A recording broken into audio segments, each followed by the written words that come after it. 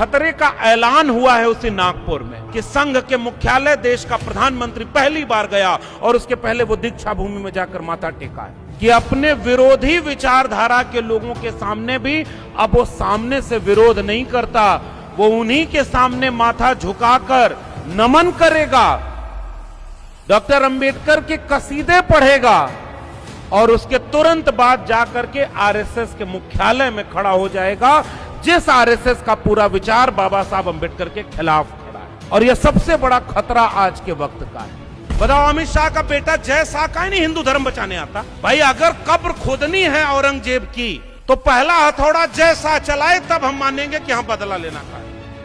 गले में मटका किस मुसलमान ने पहनाया था? पीठ पर झाड़ू किस मुसलमान ने बांधी थी? रास्ते पर चलने से किस मुसलमान ने रोका था?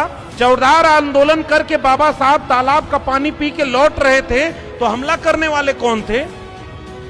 और मंडल लागू करने के समय मंडल का विरोध किसने किया था? वही जो कमंडल लेकर के चला था। एक तरफ नफरत का माहौल बनाओ, पीछे से एजुकेशन बर्बाद कर दो। हमारे पिछले 100, 150, 200 साल के महानायक लड़े शिक्षा के लिए, और संत गाडगे कहते हैं कि अगर थाली न हो तो हाथ पर रोटी रखकर खा लेना। संत गाडगे किसके लिए लड़ गए और आज शिक्षा आपसे दूर हो गई? शिक्षा पर पैसा खर्च करना कम कर दिया गया, क्योंकि पैसा दो चीजों पर आजकल खर्च हो रहा है, अपनी पार्टी का कार्यालय बनाने में और दूसरा सांसद विधायक खरीदने में। अच्छा सोचिए ना, ज्यादा बाबा कहां है, ज्यादा पाखंड कहां है? जहां शिक्षा नहीं है। और जहां जहां शिक्षा है वहां वहां बाबा नहीं है। मतलब एक आध धाम ओम केरल में या तमिलनाडु में क्यों नहीं बना? एक तरफ आप मान्यता मानते हो कि नाक पे फन पर टिकी हुई हो, घर में उसकी पूजा कराओगे, और जिस स्कूल में बच्चे को पढ़ने भेज रहे हो वहां विज्ञान उसे पढ़ाया जा रहा है। वो अपनी माँ से कहता है कि ये तो गलत पढ़ा रहा है। हमारे यहाँ जो कथा सुनाने आते हैं वो कहते हैं कि राहु केतु को जब खा जाता है तो चंद्रग्रहण लगता है। इस कंट्राडिक्शन पर सिनेमा बना और इस कंट्राडिक्शन पर बात हुई। आजकल बात करके दिखा दीजिए आप। अब ये बताइए, इस देश पर सबसे बड़ा खतरा किस चीज पर है? मैं आपका एक लाइन में जवाब देना चाहूंगा कि वो खतरा बाबा साहब अंबेडकर के संविधान के ऊपर है। और वर्ण सिस्टम फेक है, फ्रॉड है और केवल हमारे लोगों को बांटने के लिए रखा गया। किसी भी सवर्ण से पूछेंगे वो अपनी जाति नहीं बताता, अपना वर्ण बताता है। और हमारे यहाँ जितने ओबीसी से पूछ लीजिए, कोई यादव बताएगा, कोई कुर्मी बताएगा, कोई कुंभी बताएगा, वो ओबीसी नहीं बता पाता। और ये दिक्कत धीरे धीरे शेड्यूल कास्ट कम्युनिटीज में आ गई। इसलिए बाबा साहब ने उनको अनटचेबल डिप्रेस्ड क्लास बोला। इस देश का एक भी आदिवासी अपने को शूद्र नहीं मानता, तो ओबीसी और आदिवासी सीधे वर्ण व्यवस्था से बाहर है। और शूद्र में जिसको कंफ्यूजन के तहत माना जाता है वो तो अछूत थे, तो जो अनटचेबल है वो तो वर्ण सिस्टम में है ही नहीं। 90% इस देश के एससी, एसटी, ओबीसी और माइनॉरिटी के पसमानदा समाज के लोगों को 90% प्रोफेसर, 90% डॉक्टर, 90% वकील, सुप्रीम कोर्ट के जज, ब्यूरोक्रेसी, कैबिनेट सेक्रेटरी, ठेकेदारी और अंबानी अडानी हमारे भी घर में पैदा हो, हमें इसकी लड़ाई लड़नी है। आज जब मैं नागपुर आ रहा था तो एयरपोर्ट पर बहुत सारी पुलिस इंतजाम सब था। पूछा तो पता चला कि जिले इलाही भी नागपुर आ रहे थे और वो भी दिल्ली से ही आ रहे हैं। लेकिन गनीमत है कि वो नागपुर से संघ की दिशा में घूम गए और हम नागपुर से परिषद की दिशा में आ गए। आज थोड़ी देर बाद देखा तो पता चला कि पहली बार वो बाबा साहब डॉक्टर भीमराव अंबेडकर के पूरे जीवन संघर्षों का एक बड़ा केंद्र, एक बड़ा स्थल, जो उनकी विचारधारा में एक क्रांतिकारी बदलाव लाने वाला स्थल है, दीक्षा भूमि, वहां जाकर के माथा झुका रहे थे। मुझे वह दृश्य देख करके ये महसूस हो रहा था कि जिनकी पूरी विचारधारा ही बाबा साहब डॉक्टर अंबेडकर के विचारों के खिलाफ है, वो भी बाबा साहब के सामने जाकर मूर्ति पर, उनके स्थल पर माथा झुका रहे हैं। इससे दो बात समझ में आती है। पहली, यानी ये तो तय हो गया है कि आजाद भारत में जो कोशिश शुरू की गई थी कि डॉक्टर अंबेडकर की किताबें न छापी जाएं, उन पर चर्चा न हो, उनके बारे में सिलेबस में बातचीत न किया जाए, तो एक दिन ऐसा आएगा कि लोग भूल जाएंगे कि डॉक्टर अंबेडकर कौन थे। आज कम से कम हम ये बात कह सकते हैं कि डॉक्टर अंबेडकर एक शख्सियत का नाम नहीं, एक विचार का नाम है, जो अपने विरोधी विचार वालों को भी अपने सामने माथा झुकाने को मजबूर कर देता है। तो एक बात तो यह है, जो उनके पूरी तरह विरोधी है वो उनके सामने झुक रहे हैं। इसका अर्थ यह कि अब डॉक्टर अंबेडकर को मिटाया नहीं जा सकता, खत्म नहीं किया जा सकता। अब डॉक्टर अंबेडकर आज के वक्त में इस देश में न्याय, समता, मानवता के जितने भी आंदोलन हैं, जितनी भी आवाजें हैं, उनमें अगर एक भी मुट्ठी तनी हुई होगी तो उसके पीछे डॉक्टर अंबेडकर का विचार खड़ा मिलेगा। लेकिन दूसरा मेरा विश्लेषण इस घटना से यह है कि आप किसके दौर में हैं, इसको यह समझिए।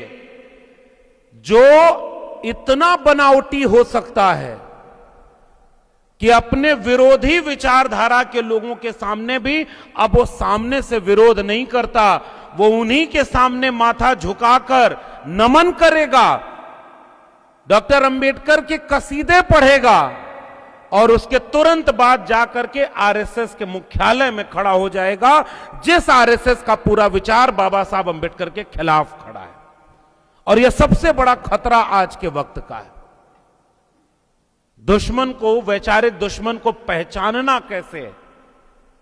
अगर डॉक्टर अंबेडकर को मूर्तियों में खोजा जाएगा, अगर डॉक्टर अंबेडकर को उनके 5 तीर्थ बना दिए हैं, यह सरकार कहती है कि डॉक्टर अंबेडकर से जुड़े हुए हमने 5 तीर्थों का जीर्णोद्धार कर दिया है।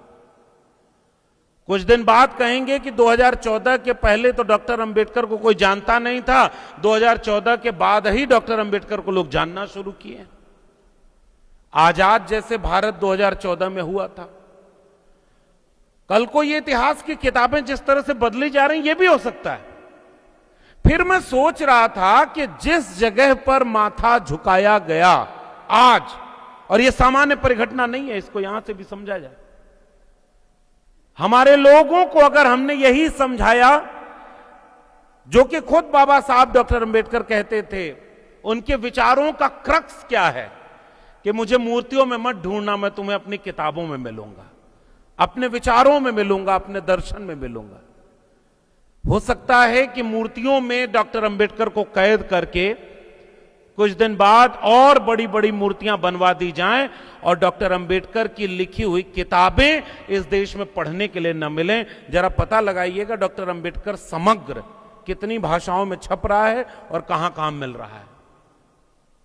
डॉक्टर अंबेडकर के नाम पर जो विद्यार्थियों को फेलोशिप दी जाती थी, जरा बताइए कि वो फेलोशिप अब मिल रही है विद्यार्थियों को? डॉक्टर अंबेडकर जैसा भारत बनाना चाहते थे, उस भारत में हिंदू राष्ट्र पर क्या लिखा था उन्होंने, और मैं आ रहा हूं उस विषय पर। 1940 की अपनी किताब में पाकिस्तान और द पार्टीशन ऑफ इंडिया में सख्त चेतावनी डॉक्टर अंबेडकर ने दी थी। इतनी सख्त चेतावनी डॉक्टर अंबेडकर ने और दूसरी किसी बात के लिए नहीं दी होगी, जहां तक मैं जानता हूं, कि अगर हिंदू राष्ट्र हकीकत बनता है तो वो इस देश के लिए सबसे बड़ा अभिशाप होगा। हिंदू धर्म स्वतंत्रता, समानता और मानवता विरोधी है। इसलिए हम, अगर ये हिंदू राष्ट्र बना तो लोकतंत्र से मेल नहीं खाता, इसलिए किसी भी कीमत पर हमें इस देश को हिंदू राष्ट्र बनने से रोकना होगा। और कोटेशन के साथ बता रहा हूं, रेफरेंस के साथ बता रहा हूं। अगर मैं प्रधानमंत्री होता तो मुझे कोटेशन या रेफरेंस देने की जरूरत नहीं होती, मेरी कई हर बात सही हो जाती। कि बचपन में मैं भी मगरमच्छ पकड़ के 2-3 ले आया था। लेकिन कोटेशन इसलिए देना पड़ रहा है कि डॉक्टर अंबेडकर का विचार हिंदू राष्ट्र के खिलाफ था। पता नहीं आपका महाराष्ट्र अब ये सब सुनने के लिए कितना तैयार बचा है। हमारे ठीक पहले के वक्ताओं ने उस इशारा कर दिया है।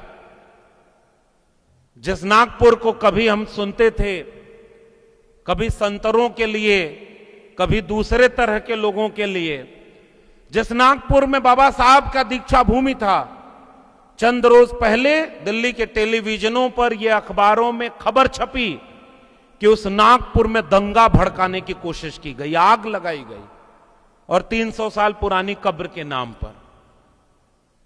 मुझे चिंता उस भारत की है कि बाबा साहब डॉक्टर अंबेडकर जैसा भारत बनाना चाहते थे, उसके ठीक खिलाफ भारत खुलेआम बनाया जा रहा है। फिर भी माथा डॉक्टर अंबेडकर के उन स्थलों पर जाकर झुकाया जा रहा है। अभी तो हमारे पुराने पहले के वक्ता बता रहे थे कि डॉक्टर अंबेडकर ने इस किताब में ये लिखा, इसमें ये लिखा। हमारे पहले वक्ता बोल रहे थे कि तथागत बुद्ध के समय का कंट्राडिक्शन क्या था, कौन दास थे, कौन खेत का मालिक था। ये बात हम लोगों को कैसे समझाएंगे? डॉक्टर अंबेडकर ने अपने जीवन में कितना संघर्ष किया, ये बात हम लोगों को कैसे समझाएंगे? मानवर कांशीराम ने कितना संघर्ष किया, ये बात लोगों को कैसे समझाएंगे? मैं आपसे ये सारी चुनौतियां छोड़कर कहता हूं, ये जो बहरूपिये घूम रहे हैं, जो एक बार जय भीम बोलते हैं फिर दूसरी तरफ हिंदू राष्ट्र बनाना चाहते हैं, इनसे अपने बच्चों को कैसे बचाएंगे? सबसे बड़ी समस्या ये है। पहले आज की पीढ़ी बचेगी तब तो इतिहास पढ़ने जाएगी, और इतिहास में भी उनको ले जाने के लिए 300 साल पुरानी कब्र खोदने की तैयारी हो रही है। असली चुनौती यहां है। और ऐसे वक्त में महाराष्ट्र जब भी मैं आता हूं तो ऐसा लगता है कि मैं महाराष्ट्र की मिट्टी से वो ताकत लेने की कोशिश करूं जो बाबा साहब डॉक्टर अंबेडकर को विश्व रत्न बनाने का मादा रखती थी, और मानवर कांशीराम को यहां से तैयार करके डॉक्टर अंबेडकर के विचारों का राजनीतिक जीत दिलाने के लिए उत्तर भारत में भेजने का काम करती थी। क्या महाराष्ट्र में या इस देश में अब इतनी ताकत बची है कि अपने नई पीढ़ी को इस आने वाले खतरे से बचा पाएगी? मैं बहुत पुराने इतिहास में जाने का मकसद है नहीं, लेकिन चूंकि विषय उन्होंने बहुत ऐसा रखा है जिसमें थोड़ी देर के लिए जाऊंगा, लेकिन मैं अपनी पहली चुनौती आपसे साझा कर रहा हूं। और आज का दिन संयोग देखिए, आज उस खतरे का ऐलान हुआ है उसी नागपुर में। इसलिए जितने भी देश के अंबेडकरवादी हैं, आज जाकर के उनको रात में सोने की बजाय पहले यह सोचना होगा कि संघ के मुख्यालय देश का प्रधानमंत्री पहली बार गया, और उसके पहले वो दीक्षा भूमि में जाकर माथा टेका है। इस बात को कैसे आप अपने लोगों को समझाएंगे कि वो अंबेडकर के सपनों का भारत बनाने के लिए दीक्षा भूमि में माथा नहीं टेका गया है? वो आपके लोगों को धोखा देने के लिए कि हम तुम्हारे भी हैं, लेकिन दिल में हम गोडसे, गोलवलकर और हेडगवार का भारत बनाएंगे, हम फूले, अंबेडकर, पेरियार का भारत नहीं बनाएंगे। ये साफ चुनौती हमारे आंख के सामने है। इसलिए मैं आज से बात करना चाह रहा हूं, आज की चुनौती से बात करना चाह रहा हूं। मैं नई पीढ़ी के उन नौजवानों को देख रहा हूं जिनके पुरखे पढ़ने के लिए लड़ने पड़े, उन्हें रास्ते पर चलने के लिए लड़ना पड़ा, उन्हें पैर में जूती पहनेंगे कि नहीं उसके लिए लड़ना पड़ा, उन्हें नौकरी करेंगे कि नहीं, शिक्षा लेंगे कि नहीं उसके लिए लड़ना पड़ा उन्हें। और नई पीढ़ी को उस इतिहास से काट दिया गया है, अब उन्हें हिंदू बना दिया जाता है। अब ये बताइए, इस देश पर सबसे बड़ा खतरा किस चीज पर है? मैं आपका एक लाइन में जवाब देना चाहूंगा कि वो खतरा बाबा साहब अंबेडकर के संविधान के ऊपर है। हजारों साल के भारतीय इतिहास में 5000 साल का ज्ञात इतिहास है। उन किताबों का जिक्र मैं करना नहीं चाहता जिसमें लाखों साल पुराना इतिहास भी है। जीरो का आविष्कार हुआ पता नहीं कब, और गणना होती है पता नहीं कितने लाख पहले। ये था युग, वो युग था, ये युग था। उन इतिहासों की बजाय लिखे हुए इतिहास में 5000 साल पुराना। उसके पहले सैंधव घाटी सभ्यता की लिपि तो आज तक पढ़ नहीं पाए, और दावा यह करते हैं कि दुनिया के सबसे पुराने हम हैं। हमारे यहां भोजपुरी पता नहीं आप लोग समझ पाएंगे कि नहीं, मराठी थोड़ी बहुत मैं समझता हूं लेकिन बहुत ज्यादा नहीं। मैं भोजपुरी में एक बात कहना चाहता हूं, उससे साथ उसका ट्रांसलेशन भी कर दूंगा। हमारे यहां भोजपुरी में एक कहावत है कि चिपरी पाथत लक्ष्मीनिया देखा। पता नहीं गोबर को सुखा करके जब एक जगह रखा जाए तो वो ईंधन का काम करता है, उसको आप लोग की तरफ क्या कहा जाता है? गोड़ी। ऐसे ही वहां पर गोबर का ही एक चीज होता है, उसे चिपरी कहते हैं। और उसको पाथने का यानी जिसके जीवन में कोई इतना भी मौका नहीं मिला कि उसे अगर खाना भी बनाना है तो वो गोबर सुखा करके पहले सुखाना होगा, तब ईंधन जलाने के लिए काम मिलेगा। और उसका नाम क्या है? लक्ष्मीनिया। भोजपुरी में कहा जाता है, उसका मतलब लक्ष्मी से जुड़ा हुआ नाम है, जो धन संपत्ति की देवी है। और वो काम क्या कर रही है? तो चिपरी पाथत लक्ष्मीनिया देखा और भीख मांगत धनपाल। जिसका नाम धनपाल है वो क्या कर रहा है? और ये कहावतें हैं, पता नहीं इससे भी किसी की भावना आहत हो जाए तो मैं क्या करूंगा। फिर हम लोग बोलेंगे क्या? फिर हम भी बोलेंगे कि 300 साल पुराना बदला लेना है। आजकल सबसे आसान काम तो यही हो गया, न इतिहास पढ़ना है न इतिहास जानना है। तो चिपरी पाथत लक्ष्मीनिया देखा, भीख मांगत धनपाल, और अमरपाल तो चला जाते हैं, रह गए ठन ठन गोपाल। जिसका नाम अमरपाल था उसकी अर्थी उठ रही है, लोग 4 लोग कंधा लेकर के उसको जा रहे हैं। उसका नाम रखा था अमरपाल। नाम रख देने से और बड़ी बड़ी कहानियां कह देने से हकीकत नहीं बदल जाती। अगर हमारे प्रधानमंत्री का नाम डोनाल्ड ट्रंप रख देंगे तो वो अमेरिका के राष्ट्रपति नहीं हो जाएंगे। इसलिए नाम बदलने से कुछ नहीं होता और झूठा इतिहास बदलने से कुछ नहीं होता। ऐसे वक्त में पिछले 5000 साल पहले सैंधव घाटी सभ्यता में क्या लिखा है, अभी तक इस बात को लेकर के पूरा खुलासा नहीं हो पा रहा है। और कृषक चेतना से लेकर के कैसे वो आगे बढ़ा, लेकिन तथागत बुद्ध से लेकर के बाबा साहब अंबेडकर के पहले तक आइडिया ऑफ इंडिया क्या है, वो बुद्ध से, मक्खलीपुत्र गोशाल से, संत कबीर, संत रैदास, पलटू दादू, भीखा, बुल्ले शाह, बाबा फरीद से, चोखा मेला, नारायण गुरु, बसवन्ना से, अयंकाली से, महात्मा ज्योतिबा फूले, सावित्रीबाई फूले, छत्रपति शाहू जी महाराज, छत्रपति शिवाजी महाराज, वहां से होते हुए आजादी की लड़ाई के वक्त और उसके बाद जितने चीजें इस देश में इंसान को इंसान से बराबर बनाने की, न्याय की, समता की, बंधुता की जितनी भी लड़ाइयां और विचार थे, उन सब को एक किताब में पिरोने का काम बाबा साहब डॉक्टर भीमराव अंबेडकर की अगुवाई में हुआ, जिस किताब का नाम है भारत का संविधान। ये मेरा मानना है। और अगर आपके वर्तमान में उसी संविधान पर खतरा हो जाए तो ये बताइए हजारों साल की लड़ाई अपने आप खत्म हो जाएगी कि नहीं? फिर तो इतिहास बदल दिया जाएगा। और मैं तो 14 साल प्रोफेसर भी रहा। अभी मैं आ रहा था तो देखा बाहर किताबों का स्टॉल लगा है। ऐसे कार्यक्रमों में एक कामयाबी ये भी होनी चाहिए, कभी कभी इस बात के लिए हाथ उठाकर शपथ दिलवानी चाहिए। अगर आप सक्षम हैं और अगर आप इतना जेब में क्षमता रखते हैं तो ऐसे किसी भी वैचारिक कार्यक्रम से जब लौटा करिए तो 5-10 किताबें अपने पैसे से खरीद कर पढ़ने वालों में बांट दिया करिए, क्योंकि किताबों की रोशनी फूल माला की तुलना में बहुत दूर तक जाती है। इसलिए किताब जरूर पढ़ने की आदत डाला जाए। और मुझे बहुत खुशी है कि बाहर किताबों के स्टॉल लगे हुए हैं। हम लोग यहां तक पहुंचे तो कलम और किताब से पहुंचे, हमें और किसी ने यहां नहीं पहुंचाया। और कलम और किताब हमारे हाथ में कब आई? जब न्याय के लिए, मानवता के लिए लड़ने वाले विचारकों ने कुर्बानी दी, तब हम यहां तक पहुंचे। अगर हम यहां खड़े हैं तो हमारे ऊपर कर्जा है। मैं आज आ रहा था तो मेरे मन में था कि मैं क्या नया पढ़ूं या लेकर चलूं, तो भारत एक खोज, एक सीरियल बना था। जवाहरलाल नेहरू ने एक किताब लिखी डिस्कवरी ऑफ इंडिया, उसका हिंदी तर्जुमा करके टीवी जब आया तब भारत एक खोज बना।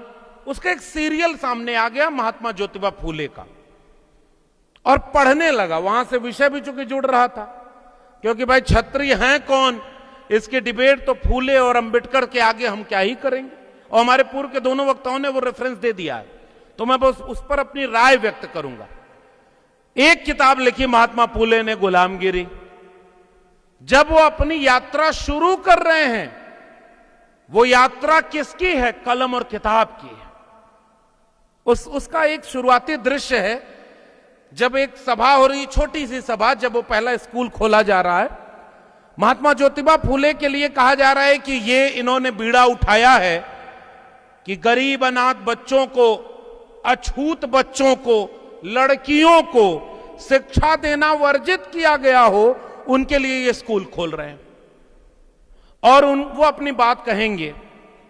और महात्मा फूले खड़े होते हैं और वो कहते हैं कि मैं जब बचपन में छोटा था, अब इसके आगे ये नहीं बोलने वाला हूं कि चाय बेचता था, बचपन तो सबका है, अलग अलग इतिहास सबका है।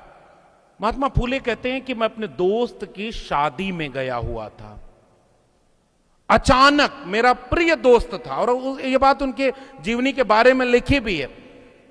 विमल कीर्ति ने उनके 2 वॉल्यूम पूरे एडिटेड किए हैं, हिंदी में भी है, मराठी में भी है। उसमें भी वो प्रसंग मिलता है। बारात से बीच में ही अचानक किसी की नजर पड़ी कि शूद्र हम लोगों के साथ कैसे चल रहा है, और मेरे प्रिय मित्र के शादी और बारात से हमें भगा दिया गया। एक जगह मैं पढ़ रहा था तो उस किस्से का एक्सटेंशन यह मिलता है कि अपने पिता से जाकर मैंने बताया कि हमें क्यों भगाया गया, तो पिता ने कहा कि गनीमत है कि बिना मारे पीटे भगा दिया गया, क्योंकि तुमने जितना बड़ा पाप किया है इसके लिए तो तुम्हें पिटाई होनी चाहिए कि तुम उन लोगों के बराबर कैसे खड़े हो गए। ये उनका बचपन, ये उसका जिक्र उन्होंने किया, और तब उन्होंने कहा कि ये जो अन्याय हजारों साल से हमारे ऊपर हुआ, इससे मुक्ति दिलाने का काम कलम और किताब ही करेगी। इसलिए महात्मा फूले ने क्रांतिकारी काम जो किया वो स्कूल खोलने का किया था, और उसी नाटक में लिखा भी है, जिसमें यह भी लिखा था, उसी सीरियल में बनाया गया था कि बाबर को भारत बुलाने में राणा सांगा का क्या योगदान है। फिर से मैं कोटेशन दे रहा हूं, वहीं का कोटेशन है, हो सकता है इस पर भी कोई हमला उमला करने ना आ जाए। आजकल महाराष्ट्र में भी इस सब का कब कहां क्या हो जाए भाई कौन जानता है, लेकिन अब हम अपनी बात जो ऐतिहासिक प्रामाणिक है वही कह रहे हैं। इसका मतलब यह कि उसके तुरंत बाद जो दृश्य दिखाया जा रहा है उसमें कहा जा रहा है कि पिता, जब यह पता चलता है, उनको भड़काया जाता है, पिता सामने विकल्प रखते हैं कि या तो तुम अपना स्कूल चुनो या अपना घर चुनो, तुम धर्म विरोधी काम कर रहे हो। उसमें लिखा हुआ, उसमें डायलॉग बोल रहे हैं, और यह हिस्टोरिकल फैक्ट है। ज्योतिबा फूले ने अपना घर नहीं चुना, घर छोड़ दिया। और उसमें फिर आगे है कि जब वो दोनों पढ़ाने जाते थे, सावित्रीबाई फूले जाती थी, बार बार ये इतिहास पढ़ा गया है, आप सब जानते हैं। पत्थर खाते, मैला खाते, सावित्रीबाई फूले ने लिखा कि तो वो मेरे ऊपर गोबर फेंकते गए, मैं उनके बच्चों को पढ़ाती चली गई। आज मैं उसी दृश्य को देखा तो महात्मा फूले के ऊपर जब अटैक हुआ, 2 लोगों को भेजा गया था, चाकू लेकर वो मारने गए, तो दोनों को बिठाकर पूछा फूले ने कि आप हमारी हत्या करने क्यों आए। उसने बोला कि हम बहुत गरीब हैं और इस बात के हमें इतने पैसे मिल रहे हैं। उन्होंने कहा अच्छा, इसका मतलब पैसे मिल रहे हैं तब तो ये तुम्हारा पेशा होगा।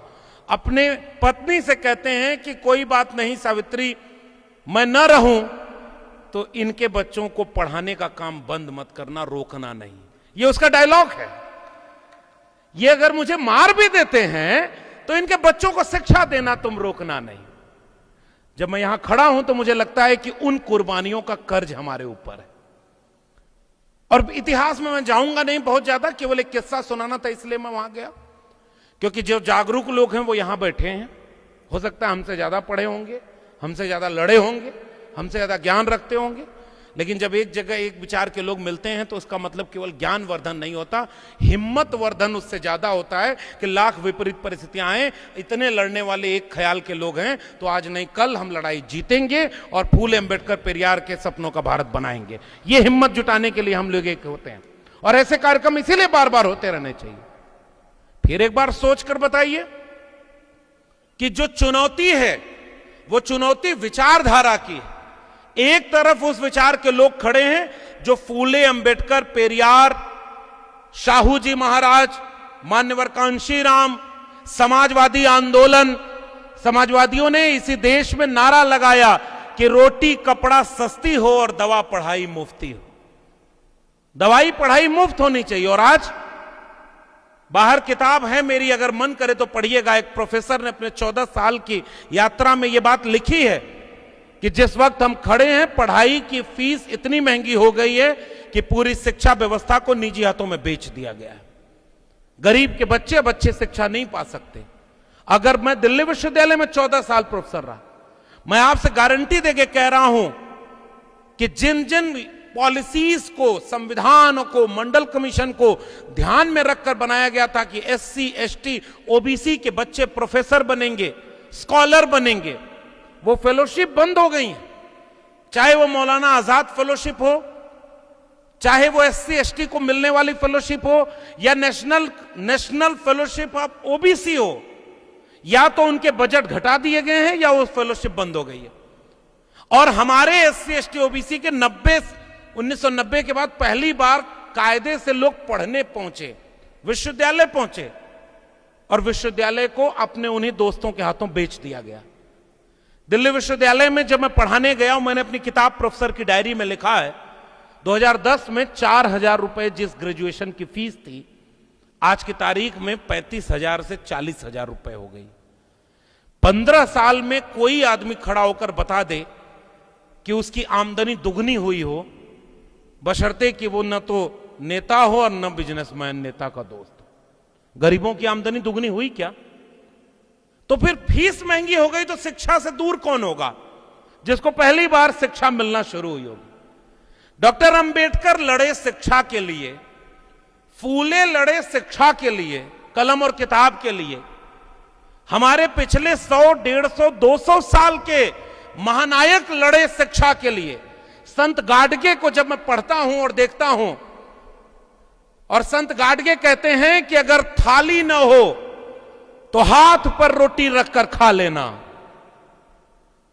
भूखे रह लेना, प्यासे रह लेना, लेकिन अपने बेटा बेटी को शिक्षा जरूर दिलाना। शिक्षा होगा तभी वो अपनी गुलामी की बेड़ी को तोड़ पाएंगे। संत गाडगे किसके लिए लड़ गए? और आज शिक्षा आपसे दूर हो गई। और जब शिक्षा दूर हो गई तो समझदारी बनेगी नहीं।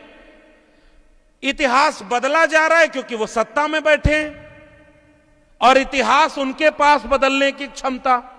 सिनेमा वो बना रहे हैं, 300 साल पुराना सिनेमा दिखा करके सिनेमा हॉल के थिएटरों में कैसे कैसे लोगों को खड़ा कर दिया। इतिहास से बदला लेने जा रहे हैं। कोई 300 साल पुराना बदला लेना चाहता है, कोई 500 साल पुराना बदला लेना चाहता है। इस देश के बहुजन अगर बदला लेने की बात सोचने भी लगे तो बाकी लोगों का क्या होगा, मैं तो ये सोच के हैरान हूं। गले में मटका किस मुसलमान ने पहनाया था? पीठ पर झाड़ू किस मुसलमान ने बांधी थी? रास्ते पर चलने से किस मुसलमान ने रोका था?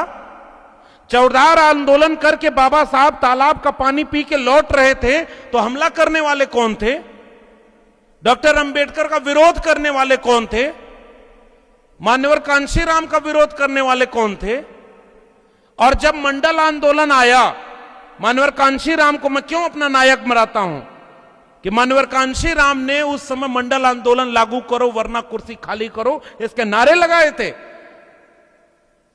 और मंडल लागू करने के समय मंडल का विरोध किसने किया था? वही जो कमंडल लेकर के चला था।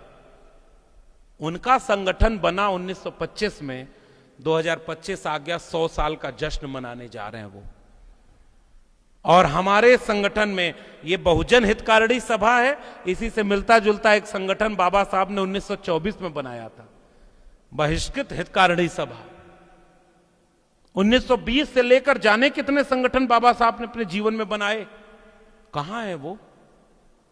मनवर कांशीराम ने DS4 बनाया, बामसेब बनाया, बाबा साहब ने बुद्धिस्ट सोसाइटी ऑफ इंडिया बनाया, रिपब्लिक पार्टी ऑफ इंडिया बनाया। इतने टुकड़े हुए जितने टुकड़े तो और किसी के नहीं हुए, सब एक दूसरे से लड़ते चले गए। सोशलिस्ट मूवमेंट इस देश में समाजवादियों का था, जितने लोग उतनी पार्टी बन गई, और वो 100 साल से एक हैं और अपना 100 साल का जश्न मनाने जा रहे हैं। और जश्न मनाने में क्या करने जा रहे हैं आपको हमसे ज्यादा पता होना चाहिए। इसलिए इस परिषद से एक चिंता निकलनी चाहिए। ये चिंता इस बात की हो कि अगर हमारे लोगों को शिक्षा से वंचित कर दिया तो झूठ फैलाना आसान हो गया कि नहीं हो गया। इसलिए मैं ये पूरी पृष्ठभूमि बना रहा था। कौन जाएगा ये कैडर लेने कि पुराने 2000, 3000, 4000 साल के इतिहास में क्या क्या हुआ था। अब तो नए नए टेक्नोलॉजी आ गई है, नए नए तरीके से उनको झूठ परोसा जा रहा है, और एक भीड़ बहुजनों की तैयार कर दी गई है जो अच्छी एजुकेशन उनको नहीं मिली, यूनिवर्सिटी में पढ़ने नहीं जा पाए, समझदारी मिली नहीं, बहुजन आंदोलन आपस में ही बिखरता इतना चला गया कि आंदोलन कमजोर हो गया। सरकार में कौन बैठा है ये हमसे बेहतर आप जान रहे हैं, फिर समझेगा कौन। और इसलिए मैं कहना चाह रहा हूं कि जितना गंभीर विषय आपने आज का रख दिया, ये तो उससे गंभीर है। अब मैं थोड़ी सी बात इस पर अपनी राय रखना चाहता हूं। अभी किसी ने कहा कि लगता है हमसे पूछ के रखा गया, नहीं, हम भी पूछ रहे थे कि ये विषय क्यों रख रहे हैं। उन्होंने कहा नहीं, इस पर बात होनी चाहिए। बंडू जी कहां गए वो, देखिए हम लोग को यहां फंसा के, लेकिन इंतजाम में लगे होंगे। इतने विपरीत परिस्थितियों में इतना बड़ा आयोजन करना ये भी सामान्य बात नहीं। इसलिए मैं चाहता हूं कि आयोजन समिति के लोगों की हिम्मत बढ़ाने के लिए एक बार आप उनकी ताली जरूर बजाएं। तो उन्होंने हमसे ये कहा कि आप इस पर तैयारी करके आइए। तो पहले मैंने अपनी एक चिंता साझा कर दी, जिसके लिए मैंने पिछले 15 मिनट लिए आपके। अब मैं उस विषय पर अपनी राय रख दूं। पहला सवाल, गुलामगिरी से रेफरेंस लेते हैं। महात्मा फूले क्या, क्योंकि आजकल खतरनाक हो गया है अपने से रेफरेंस लेके बोलना। अगर डायरेक्ट हम बोलेंगे तो 2 मुकदमा, और मैं रहने वाला उत्तर प्रदेश का हूं। आप महाराष्ट्र में तो अब शुरू हुआ है, हम लोगों के तो पहले शुरू हो गया था। बुलडोजर चला कि नहीं इधर, अभी चलने लगा ना। हम लोग पहले से मजा ले रहे थे, अब इधर भी आ गया। और 90% बुलडोजर बहुजनों के ऊपर चलेगा, लिख के रख लीजिएगा कहीं।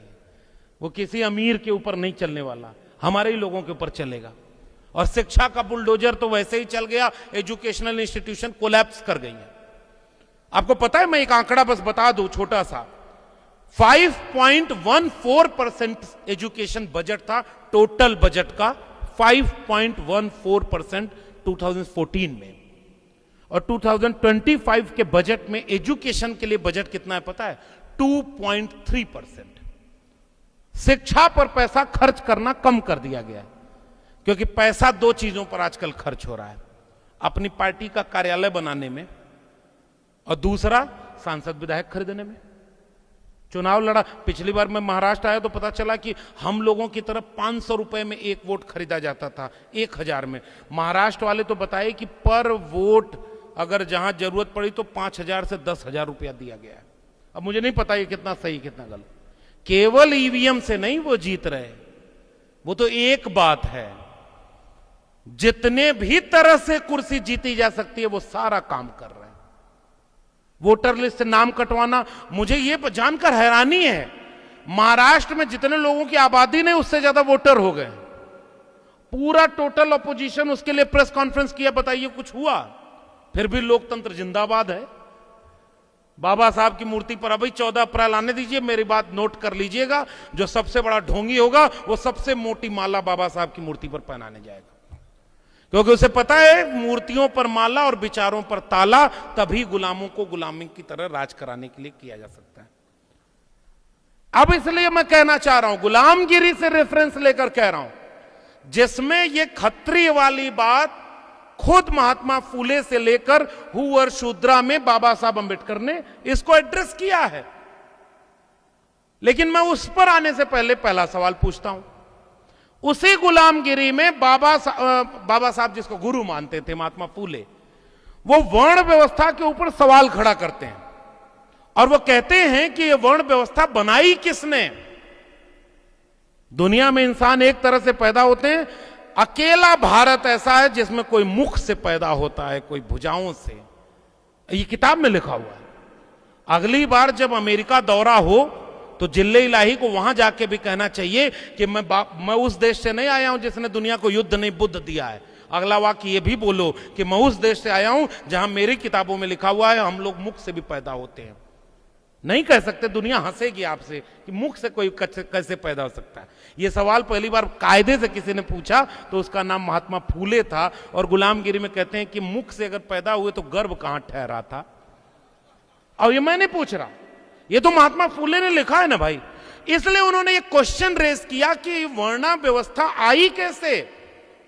ये व्यवस्था ही फ्रॉड है, गुलाम बनाने के लिए लाई गई है। अब मैं आपसे दो रेफरेंस दे रहा हूं कि कैसे यह व्यवस्था फ्रॉड है और क्यों मैंने इस विषय पर सहमति दर्ज की कि इस पर बात करेंगे। और बौद्धिक समूह यहां बैठा है, सब पढ़े लिखे और जागरूक लोग बैठे हैं। दो कम्युनिटीज को लीजिए, किसानों को, जितने भी किसानों से जुड़ी हुई जातियां हैं, और दूसरा आदिवासियों को। जितनी कृषक जातियां थीं वो क्या हमेशा से शूद्र रही? किसानों की उत्तर भारत से लेकर के दक्षिण भारत तक कोई कम्युनिटी ऐसी नहीं जिसमें राजा न पैदा हुए हैं। अब जिसकी हम लोग बात करते हैं 16 महाजनपदों में सबसे ज्यादा महाजनपद किसके थे? यह बात बिल्कुल ठीक है कि जिसके पास लैंड ओनरशिप थी, कृषि और पशुपालन, दो चीजें जिसके पास थी वो ताकतवर रहा। और एक दास व्यवस्था भी रही, उसमें बहुत सारे लोग जिसके पास लैंड ओनरशिप नहीं है वो लोग गुलाम भी रहे। लेकिन 16 महाजनपद और उसके बाद मौर्य वंश, सबसे प्राचीन वंश। आज मौर्य किस में आते हैं? बताइए आप किस में आते हैं? SC ST OBC या अपर कास्ट, ब्राह्मण, वैश्य, क्षत्रिय, शूद्र किस में आते हैं? OBC में। और OBC किस में आते हैं? यही तो कंफ्यूजन है। बहुत सारे OBC को लगता है कि कहां ठीक रहेगा, यहां रखें क्या अपने को, इनके साथ रख देंगे तो ठीक नहीं है, ये सब तो पैर से पैदा हुए, हम तो राजा। यही कंफ्यूजन है, सबसे बड़ा आइडियोलॉजिकल क्वेश्चन ये है। अब जिसके पूर्वज राजा रहे हो वो शूद्र कैसे था? मौर्य वंश, उसके बाद 2000 साल का भारत का इतिहास राजाओं का उठा लीजिए। पाल वंश, प्रतिहार वंश, गोंडवाना, भीलवाड़ा, देवगिरी के यादव, कोई ऐसी, और even schedule caste, schedule tribe की जातियां। अब भील किस में आते हैं? वो तो आदिवासी में आते हैं। और भील का एक पूरा भीलों का साम्राज्य था। आज वहां पर एक नई पार्टी बनी है, भारत आदिवासी पार्टी। उस पार्टी की सबसे बड़ी डिमांड यह है कि जो पुराना भीलवाड़ा है उसे अलग से एक राज्य घोषित किया जाए, जिसमें आधे से ज्यादा राजस्थान और गुजरात का क्षेत्र आता है। वो तो उसके राजा थे। इसका मतलब अगर वो शूद्र थे तो राजा नहीं हो सकते थे, और अगर राजा थे तो किसी ने साजिश करके उन सबको शूद्र बनाया है। और यही थ्योरी डॉक्टर अंबेडकर और महात्मा फूले दोनों इसी थ्योरी पर सहमत होते हैं। और उनका साफ कहना, जिसे मैंने जितना समझा आसान भाषा में कहूं, कि खेत से क्षत्रप से खत्रप, खत्रप से क्षत्रिय, और पाली में तो क्षत्रिय है भी नहीं। लेकिन क्या करेंगे सर, जिनका इतिहास है ही 5 लाख, 10 लाख, 1 करोड़ साल पहले का है। एक फिल्म आप लोग देखिएगा, पता नहीं कितना समय मेरे पास है, 5-10 मिनट और लूंगा। एक फिल्म आई है, उस फिल्म का नाम मैं आपको बताता हूं, जरा उसको गूगल करके देखिएगा। उस फिल्म का नाम है अब तो सब भगवान भरोसे, उसका नाम ही है। और उसमें एक इतिहास, छोटी सी क्लिप है। प्राइमरी स्कूल है, हेडमास्टर बाहर से चेक करने आए कि बच्चों की पढ़ाई कैसे हो रही है। तो उसमें सब लोग बच्चे लाइन से खड़े हो जाते हैं। तो जो हेडमास्टर है वो आके पूछेगा कि बताओ बच्चों, पृथ्वी के बारे में क्या जानते हो, सूरज के बारे में क्या जानते हो, चंद्र ग्रहण कैसे लगता है। तो उसमें एक बच्चा बोलता है कि सर, पृथ्वी सूरज के चारों तरफ घूमती है और चंद्रमा पृथ्वी के चारों तरफ घूमता है और तीनों एक दूसरे के घूमते रहते हैं। तब तक वो एक बच्चा पीछे से बोलता है, ये झूठ बोल रहा है सर, जब पृथ्वी शेषनाग के फन पर टिकी है तो घूमेगी कैसे। मैं रेफरेंस के साथ बोल रहा हूं, मैं भी डरता हूं मुकदमा हो जाएगा तो भाई जमानत कौन कराएगा। मंच पर खड़ा होकर भाषण देना सबसे आसान है, जितने लोग जेल में कैद हो जाते हैं उनको छुड़ाने कोई जल्दी नहीं जाता है। इसलिए मैं रेफरेंस के साथ बोल रहा हूं, और वैसे भी प्रधानमंत्री हूं नहीं कि झूठ बोल दूं। तो मेरी बात समझिएगा।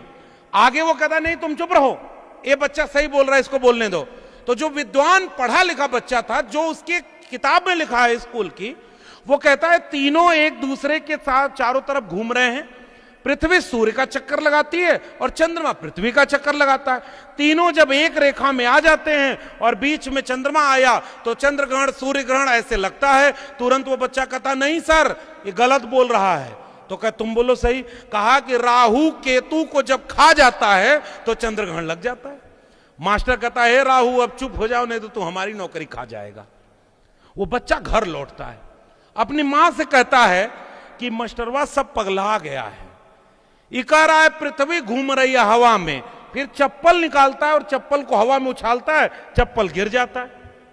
तो कहता है कि देखो चप्पल तो हवा में टिका नहीं, और ये कह रहा है कि पृथ्वी हवा में टिकी हुई है। What is the contradiction of Indian knowledge की हिस्ट्री में क्या है।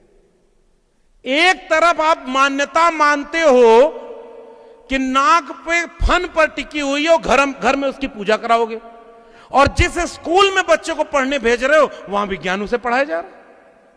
वो अपनी मां से कहता है कि ये तो गलत पढ़ा रहा है। हमारे यहां जो कथा सुनाने आते हैं वो कहते हैं कि राहु केतु को जब खा जाता है तो चंद्रग्रहण लगता है। इस कंट्राडिक्शन पर सिनेमा बना और इस कंट्राडिक्शन पर बात हुई। आजकल बात करके दिखा दीजिए आप। साइंटिफिक टेम्परामेंट बढ़ाने के लिए भारत के संविधान में आर्टिकल 51A में कहा गया कि आप विद्यार्थियों में, भारतीय नागरिकों में विज्ञान तकनीक की चेतना की बात प्रसार करेंगे। और आप क्या अंधविश्वास पाखंड आजकल पर्चा बना रहा है सब बाबा ओबा, तुम्हारे चाचा जी का नाम ये है। अब बाबा बनना आज के समय में कितना आसान काम हो गया है, मैं भी बहुत सीख लिया हूं। अगर ये किताबें फूले अम्बेडकर पेरियार की न पढ़ा होता तो हो सकता है एक बाबा और बढ़िया दुकान चलती है उसकी। अगर आप ठीक ठाक बाबा बन जाएं तो प्रधानमंत्री राष्ट्रपति भी आपके कार्यक्रम में आ जाएंगे। मेहनत करते हो लेकिन मेहनत के बराबर फल नहीं मिलता। आप कहेंगे जी बाबा, आपके घर में कोई बीमार है, इलाज कराते हो ठीक नहीं होता। हां बाबा, बहुत दिनों से जो चाहते हो वो मिल नहीं रहा है। अरे बाबा की जय हो, जाओ हरी चटनी में लाल मिलाकर पीना, तुम्हें दया मिलेगी। और टेलीविजन पर बैठ करके उसका प्रचार किया जा रहा है। इधर बीच बाबाओं की भीड़ बढ़ गई है। अभी मैं देखा एक वो हवा में ऑपरेशन कर रहा था, कहा क्या हुआ, पथरी हुई है, आंख बंद करो, ऐसे हाथ रखो जहां पथरी हुई है। उसने मंत्र पढ़ा हवा में, कहा अब चेक करो, कहा नहीं। और हर धर्म में ये सब पाखंड है। एक बार क्या हुआ कि मौलवी साहब गए, और ये सब मैं बना रहा हूं लोक कहावतों से, बाकी आयोजक जाने, मैं तो सुना के चला जाऊंगा, शाम को फ्लाइट भी है। लेकिन भाई जो हमारे समाज में था, इसी से तो लड़े फूले और अंबेडकर पेरियार। और महात्मा फूले से लेकर के ईवी रामास्वामी नायकर पेरियार ने यही तो पूछा,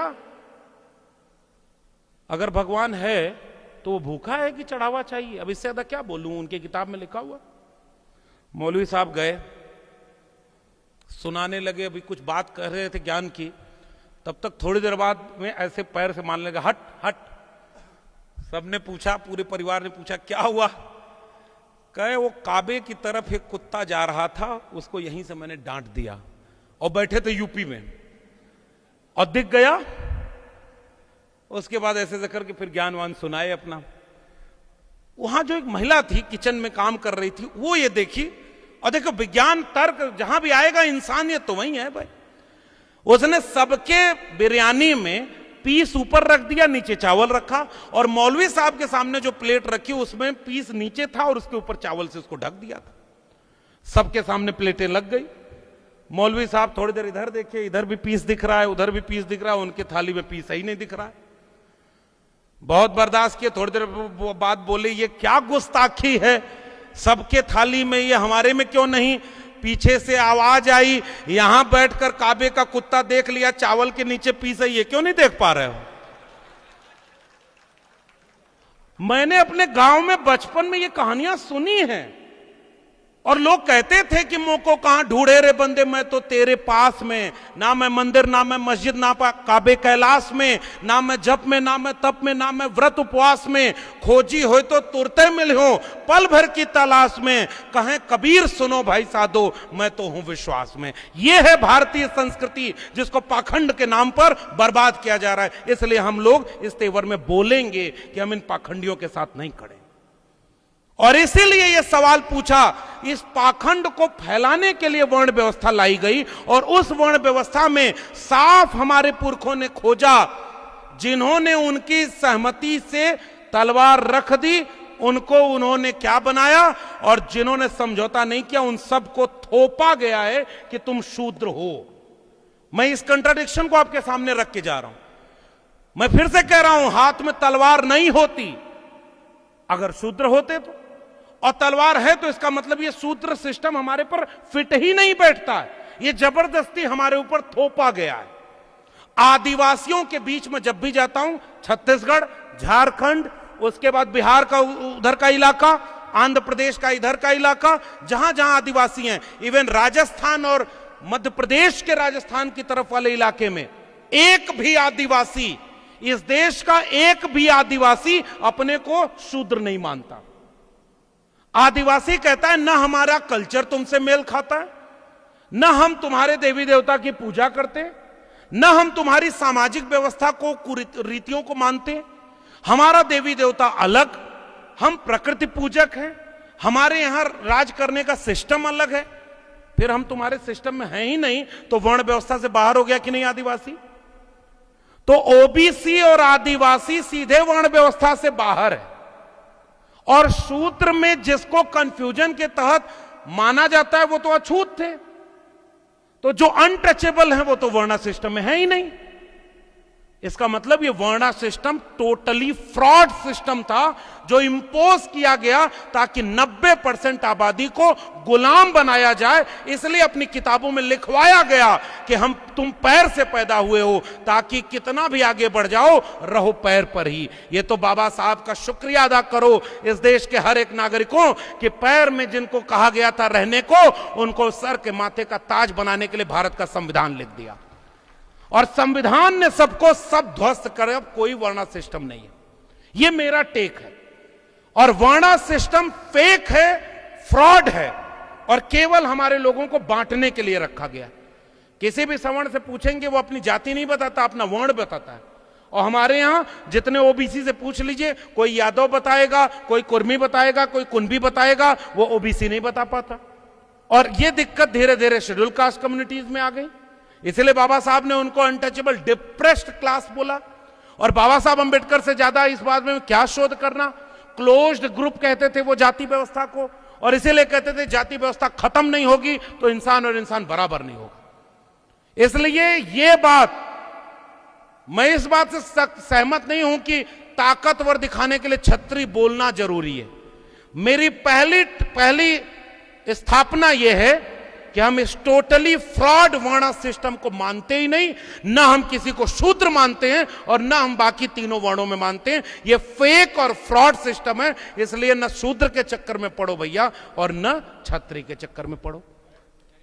यह मेरा कहना है, बाकी विद्वान लोग अपनी बात रखेंगे, ये मेरा कहना है। अब इसका एक व्यवहारिक पक्ष आखिरी में कहकर के आखिरी के 2-3 मिनट में अपनी बात खत्म करूंगा। इस वक्त ओबीसी के जितने भी कम्युनिटीज हैं, जैसे महाराष्ट्र के मराठों को क्या आप ये समझा सकते हैं कि वो शूद्र हैं? वैसे ही आइए उत्तर भारत में यादव कुनबी, जो जहां यहां कुनबी कहा जाता है वो वहां कुर्मी है। और कुर्मी को और इन तमाम जातियों को कोई भी आ जाके कहे शूद्र, तो शूद्र में नहीं यूनिटी बनेगी।